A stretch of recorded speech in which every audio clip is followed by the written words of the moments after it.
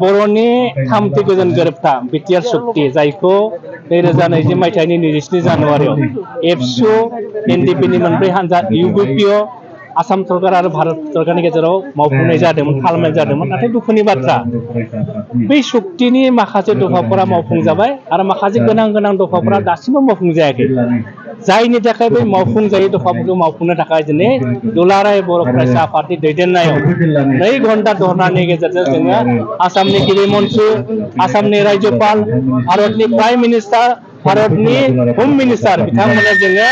मोन द' दाबिखौ जोङो दाबि खालामनानै गोसोखांलाय गथायदों जोंनि गिबि दाबिया जाहैबाय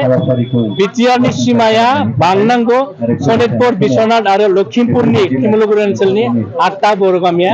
थाबैनो बिटिआर हाबफैनांगौ बे 1 नम्बर दं जोंनि दाबि 2 नम्बरा जाहैबाय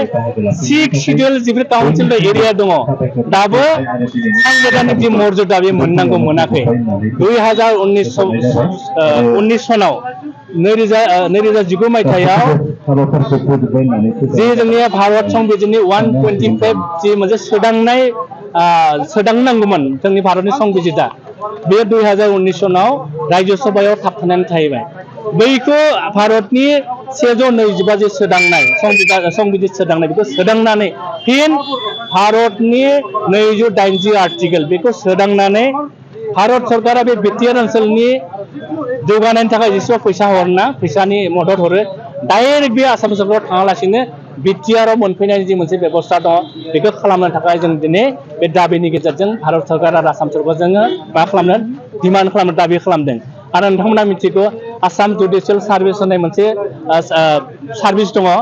बेवहाय 3rd ग्रेडनि 4 पेपाराव मोनसे लेंगुवेज अपसन दङ बेवहाय बर' जानांगौ जों बर' साबजेक्टखौ सोनांगौ होननानै डिमान्ड खालामबाय थादों आरो बर' साबजेक्टआ थाहैनो थाखायनो बर' बिजोंनि फरायसाफोरा बे एग्जामखौ लिरनो हाया बे एग्जामनि साकरिखौ मोना ओंखायनो जिहेतु बर' लेंगुवेजआ आसामनि मोनसे स्टेट एसोसिएटेड अफिसियेल लेंगुवेज ओंखायनो बर' रावखौ बे 3rd ग्रेडनि 4 लेंगुवेजाव सोनानै बर' गथ'फोरखौबो आसामनि जुडिशियेल सार्भिसाव साकरि मोननायनि बेबस्था खालामनांगौ होननानै जोङो दिनै खावलायदों एसटिनि फरायसा जे एसटि स्कलारशिप मोनो जोङो स्कुलाव फरायनाय कलेजाव फरायनाय इउनिभार्सिटि फरायनाय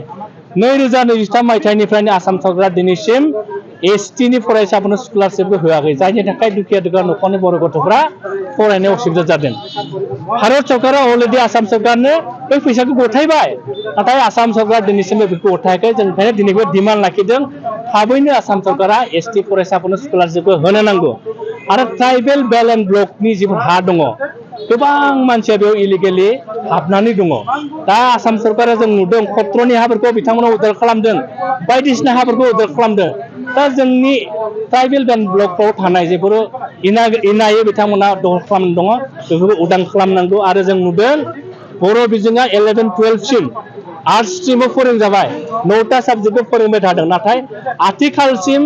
बर' मिडियामखौ आपग्रेडेसन खालामबाय नाथाय बै आर्ट्स स्ट्रिमनि 9टा साबजेक्टआव दिनैसिमबो बिथांमोना बर' बिजोंनि फरायसा फोरोंगिरि थिसनाखै ओंखायनो बर' बिजोंनि फोरोंगिरि थिसननानै बर' फरायसाफोरखौ मोजाङै फरायनायाव खाबु होनो थाखाय जों दिनै गासै डिमान्डखौ लानानै जों आसाम सरकार आरो भारत सरकारजों खावलायदों आरो दिनै नोंथांमोननि चेनेलनि गेजेरजों स्पष्ट बुंनो नागिरदों जेब्लासिम दुलाराय बर' फरायसा आफादनि दाबिफोरा सुफुंजाया जेब्लासिम बिटिआर सुक्तिनि दफाफोरा मोजाङै मावफुंजाया बै समसिम दुलाराय बर' फरायसा आफादा जोङो गणतान्त्रिक भाबै जों आन्दलन खालामबाय थागोन इयुनाव जोंनि आन्दलना बांसिननिफ्राय बांसिन गोख्रों जागोन आरो बेयाव जुदि माबाफोर जुदि गाज्रि जाथायफोर जायोब्ला बिनि दायनिगिरि आसाम सरकारा जागोन भारत सरकारा जागोन बेखौ जों फोरमायहरबाय।